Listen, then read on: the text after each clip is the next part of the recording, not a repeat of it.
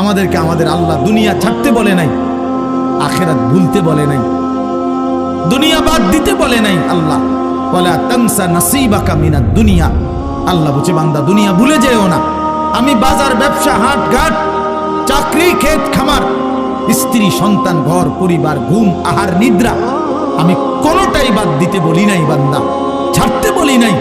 আমি আল্লাহ তোমাদের জিন্দেগি বানাইছি দুইটা, একটা হলো দুনিয়া আর একটা হলো আখিরাত।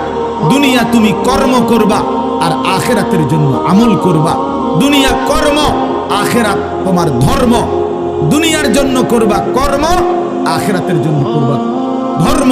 তো ধর্ম এবং কর্ম, কর্ম এবং ধর্ম মিলবে, তোমার গন্তব্য জান্নাতে হবে।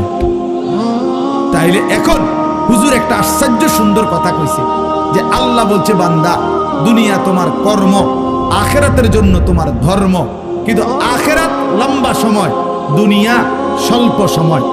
নবীজি সাল্লাল্লাহু আলাইহি সাল্লাম বলছেন একটা সাগরের মধ্যে যদি কেউ নিজের আঙ্গুল চুবায়, ভিজায়, তো আঙ্গুলের অগ্রভাগে যেটুকু পানি, এটুকুই হলো দুনিয়া, আর সাগরের বাকিটা পানি আখিরাত।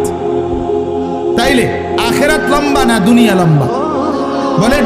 কিন্তু মজার বিষয় হলো লম্বা হলো আখিরাত, স্বল্প হলো দুনিয়া। কিন্তু আল্লাহ তাআলা আমার হায়াত, আমার সময় স্বল্প দুনিয়ার জন্যই দিছেন বেশি, আর অনন্তকালের আখিরাতের জন্য আমল চাই।